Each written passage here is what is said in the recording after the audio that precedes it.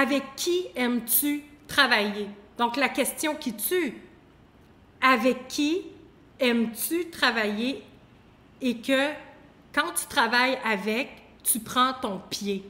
C'est jouissif. La magie opère. Vous êtes un devant l'autre. C'est simple, c'est le fun, c'est bon, c'est juteux. Ça fait yes!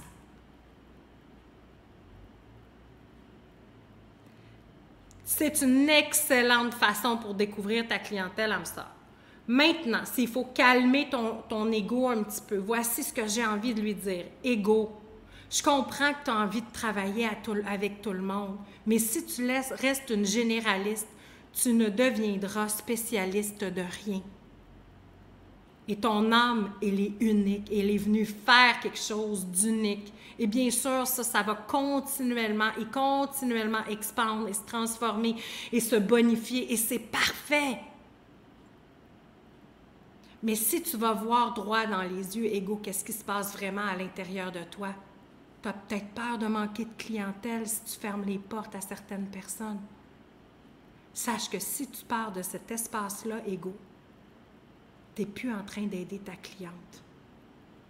À la minute où est-ce que tu prends des clientes, parce qu'il faut bien avoir de la clientèle, même si ce n'est pas un fit à 100%, non seulement tu es en train de nuire à ta cliente, mais tu es aussi en train de nuire à ta pratique et à ton entreprise.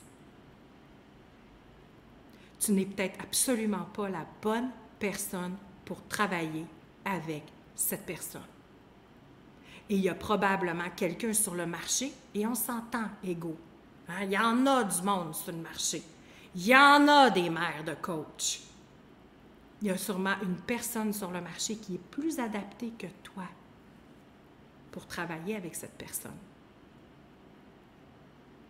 Je dis souvent à mes clientes, si vous êtes là, votre cliente qui vient vous voir pour certains de vos services, OK? Pas dans votre vie, vous êtes, OK, on s'entend, là. S'ils viennent vous contacter, par exemple, moi, une cliente qui vient me contacter pour son entreprise, le plus elle me colle aux fesses, là, au niveau de où est-ce qu'elle est rendue dans son entreprise, plus je le sais que c'est une cliente d'âme. Plus c'est elle qui va faire en sorte que je vais me renouveler, que je vais aller de l'avant, que ça va me pousser, que je vais avoir de l'énergie. Plus c'est elle que je vais vibrer, parce que je comprends là, exactement ce qu'elle est en train de travailler. Je le catch, puis ça part pas de mon cerveau.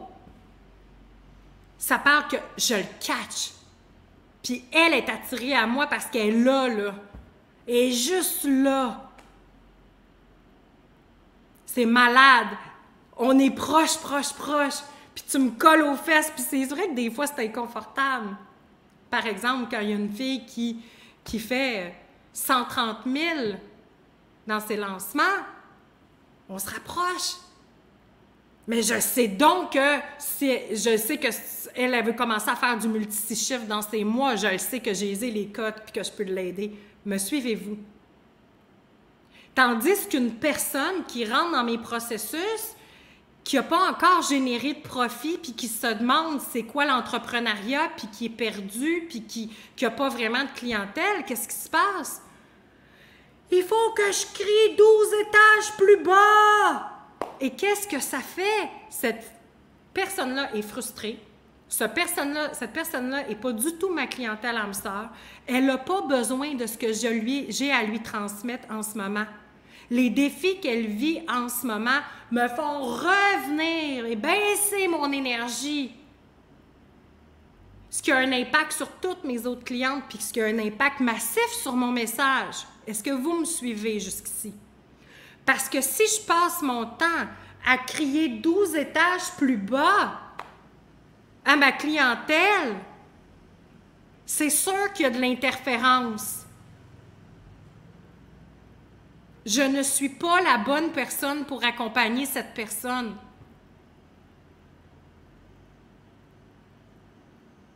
Et oui, vous venez peut-être de perdre une cliente, puis c'est correct. Il va en arriver 100 le jour où vous allez vraiment assumer. Moi, je parle à cette clientèle âme sœur maintenant. C'est avec elle que je veux travailler. Est-ce qu'il va monter des insécurités? Yes. Est-ce que ça va être confortable à tous les jours? Non. Mais ça va devenir bon. Vous allez vibrer. Puis souvent, hein, en tant qu'entrepreneur, c'est vraiment notre énergie, c'est nos vibrations, c'est est-ce que je prends mon pied ou pas, est-ce que j'ai du fun, est-ce que c'est trippant ce que je fais, ou est-ce que je suis comme sur une espèce de plateau long et lourd, puis je vois que mes résultats sont moyens, ou encore ils stagnent. Hey, c'est quoi toi ta grande vision? OK! Comment ça se fait qu'elle n'est pas encore descendue dans ta réalité? C'est toujours une question que je demande à mes clientes. Ta grande vision, c'est quoi? Et qu'est-ce qui fait en sorte que ce n'est pas encore là dans ta réalité? Qu'est-ce qui fait en sorte que tu stagnes là où tu es? Ah, tu n'as plus de fun. Tu manques de pétillement. Tes pétillements que tu avais quand tu parlais à cette clientèle-là avant, ils étaient là puis ils étaient présents. Mais là, tu continues de monter les étages, mais tu continues de promouvoir le même message. Est-ce que tu comprends qu'il y a quelque chose qui ne marche plus? Tu es désaligné. Tu ne parles plus aux bonnes personnes et tu es un être humain tellement puissant, tellement brillant, tellement multidimensionnel. C'est sûr et certain que tu es en constante évolution. C'est ça que tu fais dans la vie. Tu as dit oui à cette expérience terrestre. Yes! Oui, toi, tu as levé ta main et tu as dit, moi, j'y vais. Puis je m'en vais faire ça. Puis je m'en vais m'incarner là. Puis je vais devenir un phare dans le monde. Et si tu n'écoutes pas ça, puis que tu fais comme, mais je sais pas qu'est-ce qui se passe dans mon entreprise, souvent je pose cette question-là. Qu'est-ce qui se passe? Mais j'ai plus tant de fun. Aïe, tu n'as plus de fun. Qu'est-ce qui fait en sorte que tu n'as pas de fun? Sachant que tu peux toujours te renouveler. Ah, ça fait 3 ans que tu parles à ta même clientèle. Puis c'est plus le fun, mais tu sens que là, tu es en conflit d'intérêts un peu, puis que tu leur dois quelque chose. Fait que tu continues, puis là, les likes sont là, mais c'est lourd à porter, mais il n'y a pas tant de ventes. Je comprends. Il n'y a rien d'excitant hein, là-dedans, je saisis parfaitement. Parce qu'on va se dire les vraies affaires, toi puis moi. Les clients avec qui tu dois vraiment travailler, là, ils rentrent sur ta page, ils n'ont pas besoin de passer 1 an là à liker tes affaires pour finalement venir se dire « Oh my Lord, c'est avec elle qu'il faut que je travaille! » Elle me parle directement à moi.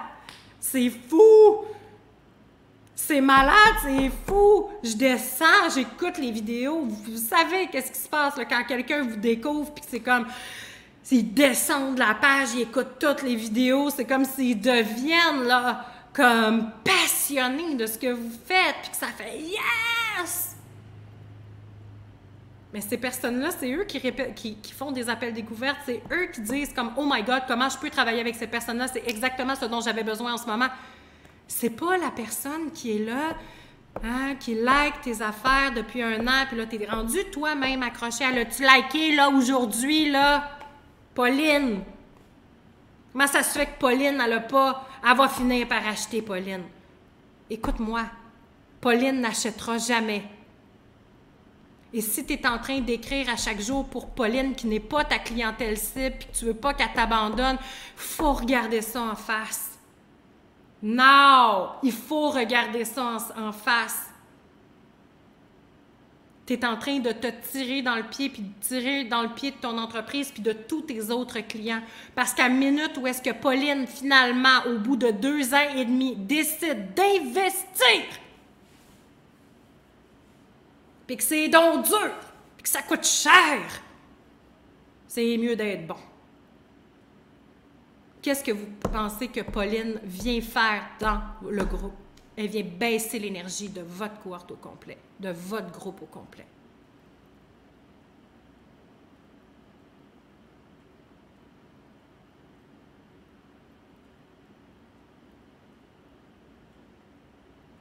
Donc, sur Facebook, il y a des millions de Paulines. Des Paulines, puis j'adore le prénom Pauline en plus, OK? Je dis ça, c'est juste le premier qui est descendu. Donc, des Paulines, vous comprenez que là, je fais une personnalisation d'un type de personne qui envahit les réseaux sociaux, qui passe sa vie devant les réseaux sociaux et qui cherche à être inspiré, puis qui cherche du contenu gratuit, puis qui est là, puis qui like tout, puis elle n'en manque pas une, puis vous êtes comme « Ah, vas-tu acheter? » Vous êtes quasiment en train de créer une offre spécialement pour Pauline. Qu'est-ce que vous faites? Vous êtes en train de vous prostituer. Vous êtes en train de tourner le dos à votre essence. Vous êtes en train de passer à côté de votre clientèle cible qui, elle, lit ce que vous écrivez teinté de Pauline et ne se reconnaît pas.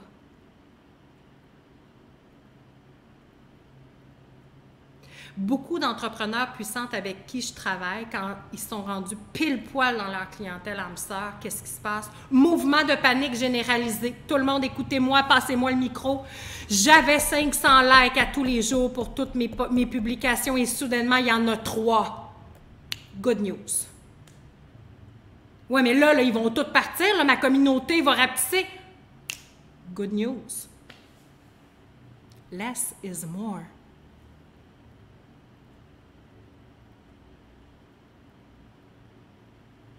Continue, reste sur ta coche, reste là, bronche pas de ton message, assume l'inconfort, reste avec, c'est comme ça qu'on rise, reste là, tu tiens ton message, tu tiens ta lumière, tu bouges pas. Il peut y avoir un délai. La vie est coquine. Elle va vous mettre des embûches, elle va vous donner des petits défis par-ci, par-là pour voir, elle va-tu repartir ou elle va rester là? Eh bien, elle reste là. Vous lancez votre offre en assumant votre message, en assumant votre clientèle âme sœur. Et là, s'il vous plaît, tout le monde, ouvrez grand les oreilles. Vous parlez constamment à chaque jour à cette clientèle-là et vous n'en dérogez pas. Vous ne bougez pas de là. C'est pas, OK, oui, moi je veux travailler avec les leaders, je vais faire 2 ou 3 pauses pour les leaders, un petit pour Pauline. C'est pas ça. Pourquoi? Qu'est-ce qui se passe quand quelqu'un découvre votre univers? Pour la première fois, puis qui fait comme « Wow, je viens de lire un message incroyable », eh bien, il va aller voir les 10 autres. Puis si votre message n'est pas clair, puis que ça s'en va de tous bords, tous côtés, puis que c'est complètement flou, puis que finalement vous parlez à une personne, une autre personne, une autre personne, puis vous ratissez large, puis vous êtes dans votre peur de manquer de clientèle, puis « faut que j'ouvre au plus de monde possible ». C'est là que vous, finalement, vous coupez du grand momentum qui va faire en sorte que votre clientèle âme sœur, elle va faire comme « elle me parle, elle me parle, elle me parle, elle me parle, elle me parle, je book un appel découverte avec cette personne, je veux connecter avec ». C'est comme si elle me connaissait sur le bout de mes doigts, de ses doigts. OK? Donc, c'est ce que vous voulez créer. Votre clientèle âme sœur, ça ne doit pas vous prendre de midi à 14 heures pour la trouver. Des gens qui se posent des millions de questions de c'est qui. Avec qui est-ce que vous avez du fun à être? De qui voulez-vous être entouré? Naturellement, de quel type de personne? Avec qui ça vibre? Dans votre vie pour vrai, sachez que votre clientèle âme sœur n'est jamais trop loin de vous. Elle vous colle les fesses, elle est juste là, là. Vous avez juste peut-être 2-3 codes à partager avec elle pour qu'elle puisse faire comme... Si vous avez l'impression avec vos clients de tirer sur des chevals morts, puis vous finissez vos journées brûlées. Drapeau rouge. Si vous voyez que dans votre clientèle, il y a de la grosse victime, irresponsable, drapeau rouge. À moins que vous soyez une spécialiste de la victime, on s'entend. Donc, vous choisissez votre clientèle selon ce qui vous passionne, selon ce que vous aimez, selon le type d'énergie desquelles vous voulez vous entourer. Avec qui est-ce que vous vibrez? Moi, personnellement, je vibre avec les leaders. Moi, personnellement, je vibre avec les leaders qui en ont dedans, qui ont du guts, qui avancent. Moi, personnellement, ça me donne de l'énergie de travailler avec des personnes qui en ont dedans puis qui me poussent à être tout le temps une meilleure version de moi-même. Je m'ennuie profondément avec des personnes qui sont en début d'éveil. Pour moi, c'est pas bon d'être autour de ces personnes-là. Premièrement, ils sont totalement agressés constamment par moi, puis c'est correct. Deuxièmement, c'est pas les personnes avec qui j'aime m'entourer, même dans ma vie personnelle. J'ai pas grand-chose à leur dire. Est-ce que je vais annoncer à tout le monde que j'offre des programmes pour ces personnes-là? Non! Je suis congruente. Maintenant, c'est pour vous, c'est de travailler avec les personnes qui sont en début d'éveil, puis c'est là que vous voyez que vous avez de la mastery, puis vous avez un cœur infini pour ces personnes-là, puis que vous leur amenez à faire des petits bouts de chemin qui font toute la différence. Merveilleux! Moi, je veux travailler avec des personnes qui vont à la vitesse de la lumière, puis qui ont de l'ambition. C'est ça qui me drive. C'est ce qui fait comme « yeah » en dedans de moi, c'est ce qui fait du sens. Je ne cherche pas de midi à 14 heures, mais je me donne le droit de choisir avec qui je travaille, puis de dire non à certaines personnes. Et plus je dis non à certaines personnes, et plus j'apprends à comprendre c'est qui ces personnes-là avec qui je n'ai pas le goût de travailler ou je n'ai plus le goût de travailler, que j'ose dire non, plus j'ouvre les portes à ma véritable clientèle âme sœur qui y va, qui est comme « Yeah, j'ai plus de temps à perdre. Let's do it. Let's create this new world. Oh yeah! Je te vois, man. Let's do it. Let's dance. » Il n'y a pas de David Bowie qui chanterait ça « Let's dance. » OK? Let's do it. Est-ce qu'on peut avoir du fun? Moi, j'ai de la difficulté à être maintenant dans des grosses lourdeurs de densité 3D. Ça me tente plus. Puis je le sais que si 90% ou même 50% de ma clientèle est composée de ces personnes-là, ça coupe mon élan d'élévation, ça coupe ma montée, ça coupe mon inspiration. Et c'est sûr et certain que ça fait la même chose pour vous.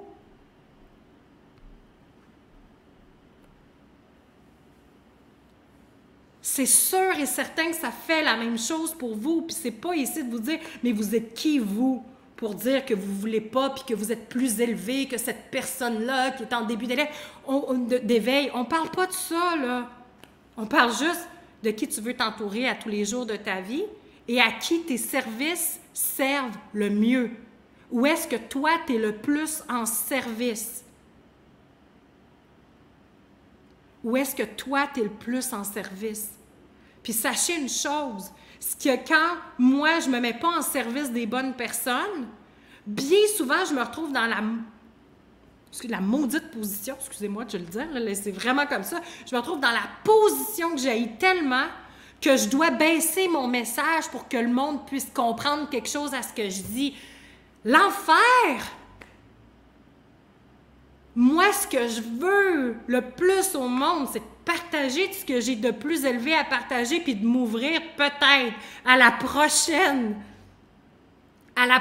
dimension, plus élevée encore. Mais pour ça, il faut que j'aligne mon instrument avec ça, puis il faut que je le permette, puis que je me mette vraiment dans un bassin de personnes qui vont comprendre et qui ont besoin d'entendre ça.